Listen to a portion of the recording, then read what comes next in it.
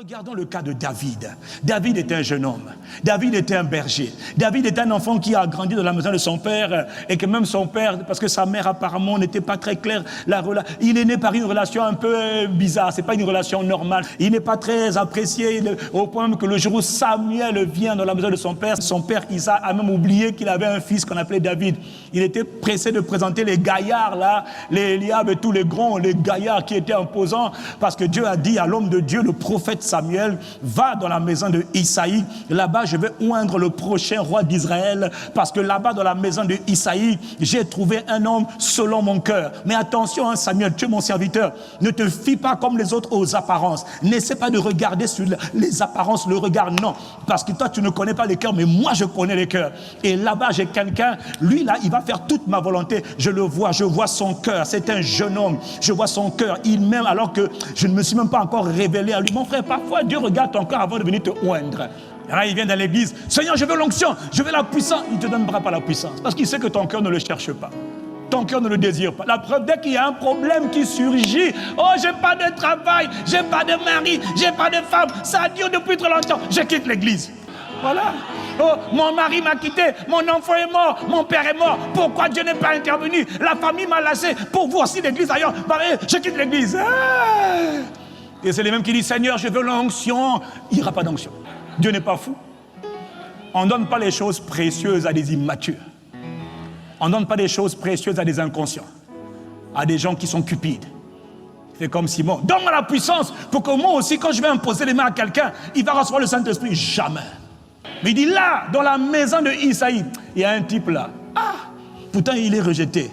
Sa famille ne le considère pas. Il passe son temps avec moi. Quand il est avec ses brebis, il gère les bruits de son père. J'entends le gars, il passe son temps à m'appeler, à m'invoquer. L'Éternel est bon. Alors qu'il vit des situations compliquées. L'Éternel est bon. Il a ses instruments à cordes. L'Éternel est bon.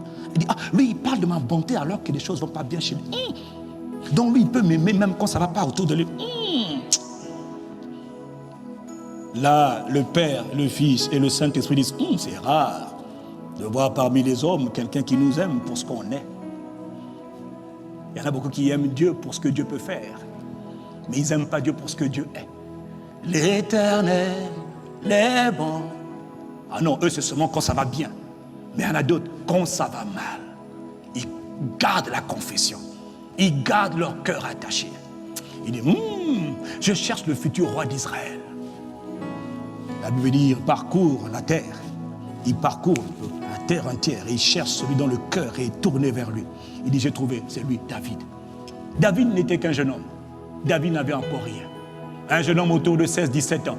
Qu'est-ce qu'il connaît de la vie? Rien. Qu'est-ce qu'il n'est? Rien. Mais il a quelque chose qui attire Dieu. C'est son cœur. Ce n'est pas les façades extérieures. C'est les dispositions du cœur intérieur. C'est ce que les gens ne voient pas. C'est ça que Dieu voyait.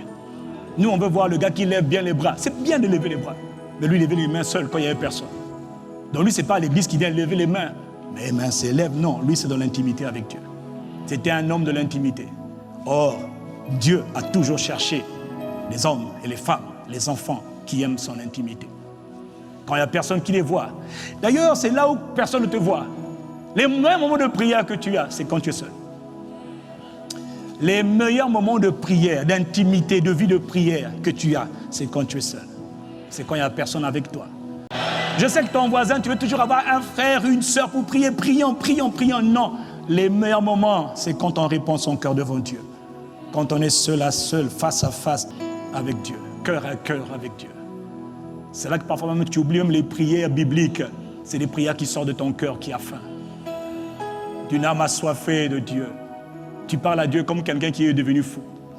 Dis, Seigneur, si tu ne viens pas là, je meurs. Donne-moi toi, je veux que toi. Il n'y a rien d'autre que toi. Tu vas me donner quoi? L'argent, les voitures, les belles maisons, et alors? Ça ne change pas le cœur d'un homme. Tu vas me donner des enfants, mais j'ai vu des femmes avoir des enfants puis continuer à souffrir. J'ai vu des gens avoir le travail puis être malheureux. Il y en a qui disent, je veux le boulot. Seigneur, donne-moi le boulot. On te donne le boulot, tu es mal payé. Même quand tu es bien payé, ça ne te donne pas la satisfaction. Toutes ces choses-là, c'est beaucoup de vanité. C'est beaucoup de vanité, beaucoup de poursuite du vent. Et même ce que tu as, tu n'emporteras pas de l'autre côté. Or, la présence de Dieu, la passion de Dieu, tu l'emporteras. Donc, il y a des choses qu'il ne faut pas négocier. Tu as besoin de Dieu, mon frère. David, jeune homme, ignoré, ignorant. Il est ignorant, il ne connaît rien. Mais Dieu a dit, c'est lui. Dis avec moi, c'est lui. Alors quand Samuel est en train de compter les fils de David, il voit que Dieu lui dit, il n'est pas ici. Alors Samuel est embêté, il dit, oh, mais pourtant je suis un homme de Dieu, j'ai entendu Dieu, est-ce que je me suis trompé? Il demande, mais est-ce que tu n'as pas un autre enfant? En parenthèse, des fois Dieu va envoyer le prophète, même le prophète aussi ne sait pas tout. Ok, quelqu'un dit Amen. Des fois Dieu va envoyer son serviteur, le serviteur ne sait pas tout. Le serviteur aussi doit marcher par la foi.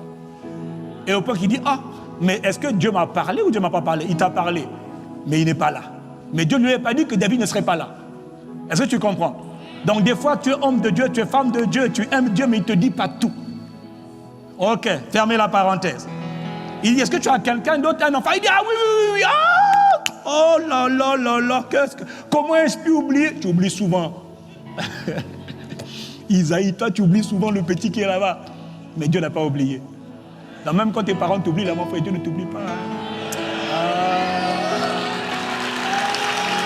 Quand les hommes ne te voient pas, Dieu te voit. Oh.